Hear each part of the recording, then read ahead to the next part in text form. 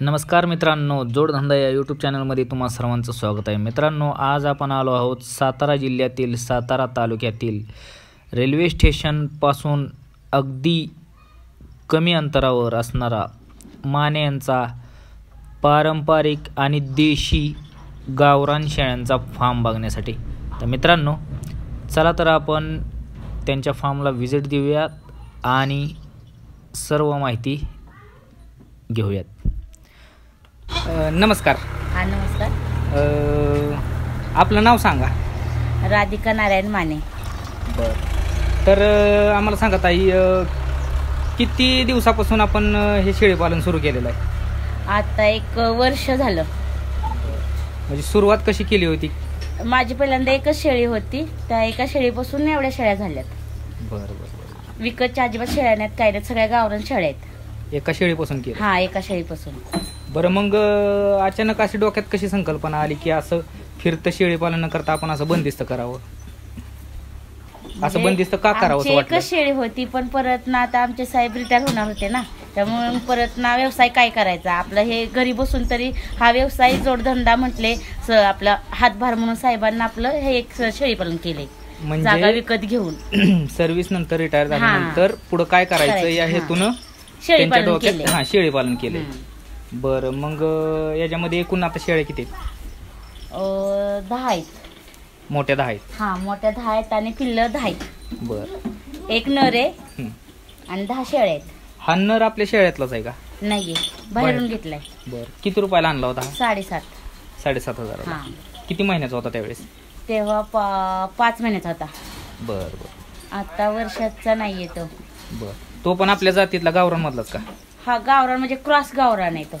बरं बरं बरं. आता ह्यामध्ये शेळ्यांना किती टक्के 2 किंवा 3 पिल्ले होतात?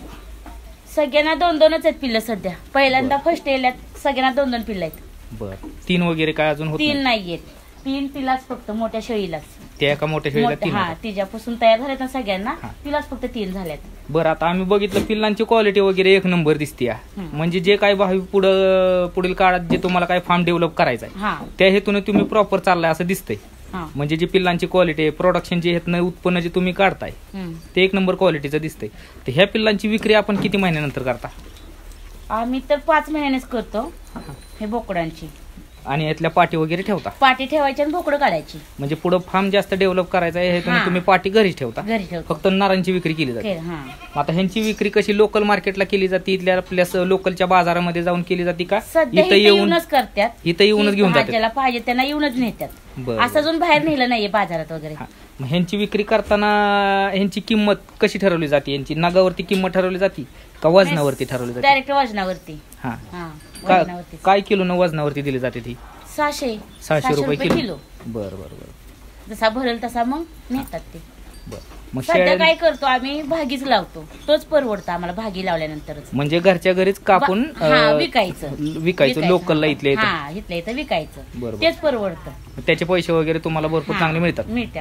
अशा विकण्यापेक्षा ती कापून विकलं ना तर त्यात फायदा भेटतो जराशी, आपला 1000-2000 असं आहे.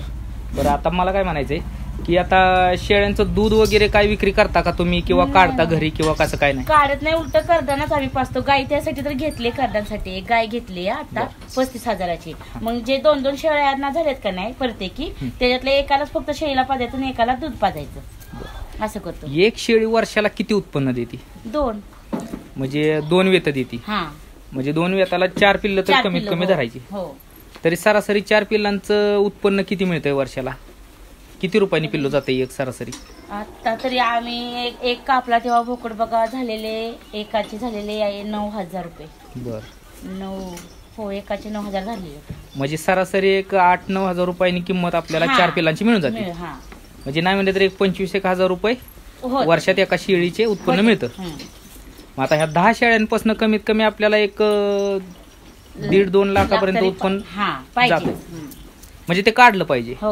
त्या हेतूने तुम्ही आता हे काय खाद्याचं नियोजन कसं केलं जातं? खाद्याचं म्हणजे सकाळचा आम्ही मकाचा भरड ठेवतो, त्यानंतर मुरगास आणल्यात बॅगा, त्या सकाळचं मग खाद्य झाल्यानंतर मग मुरगास ठेवतो. मग 12 वाजता आल्यानंतर हे कुशी टाकायची, मकाची कुटी टाकायची, आणि मग 4 वाजता पाणी पाजून पाला वगैरे आणला ना तर मग पाला वगैरे टाकतो आणि मग खाद्य पुन्हा संध्याकाळचं ठेवतो आणि संध्याकाळचं मग कुटी टाकतो, वैरणीची कुटी.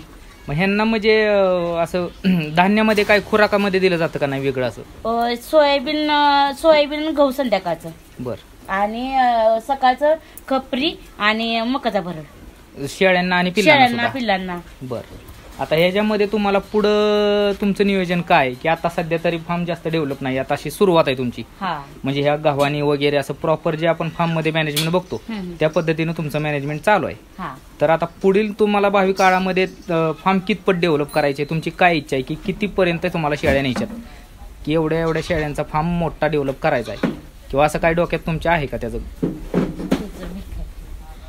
म्हणजे कितपत तरी शेळ्या जास्तीत जास्त वाढवायच्यात अजून? मी तर सध्या आता एक आमचे साहेब यूज तर एक 10 आहे एवढ्याच, परत ह्याच्या पाठी काय 3च आहेत, एवढ्याच मी 13-15 ठेवणार आहे. बर. जास्त शेळ्या ठेवणार नाही, कारण की मी एकटीच बघते, त्यामुळं मुलगा मीच बघतो. बरोबर. त्यामुळं दुसरं कोण बघायला नाहीये, त्यामुळे हातभार नाहीये ना कुणाचा, त्यामुळे पुढे काय वाढवायला काहीही नाही प्रश्न, पण जास्त साथ नाहीये. साथ नसल्यामुळे कोणाची शेळ्या जास्त वाढवणार नाहीये, म्हणजे हाय ह्याच आपल्या. म्हणजे सध्या तरी मनुष्यबळ कमी असल्यामुळं तुमच्या डोक्यात काय आहे, की मिस्टर रिटायर झाल्यानंतर ते आल्यानंतर पुढे ह्याचं डेव्हलपमेंट, सध्या जेवढं आहे ते कंटिन्यू तरी तुम्ही चालू ठेवणार आहे. बर. आता ह्याच्यातनं उत्पन्न वगैरे बरोबर मिळतंय, तर मला सांगा की शेळी पालनातून की खरंच उत्पन्न हवं तेवढं मिळतं का? हा, भेटतं. म्हणजे दुसरा व्यवसाय करण्यापेक्षा आपल्याला दुसरा व्यवसाय परवडत नाही. शेळीचं कसं वर्षातनं 2 येतं होत्यात, त्यात 2 येतं नाही म्हटलं ते 10-15 हजार रुपये कुठे गेले नाहीयेत.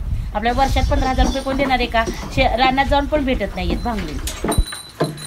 बरं, चांगली माहिती दिलीत, त्याबद्दल धन्यवाद. आणि मित्रांनो, अशाच व्हिडिओ पाहण्यासाठी चॅनलला सबस्क्राईब करा, व्हिडिओला लाईक करा आणि जास्तीत जास्त शेअर करा. धन्यवाद.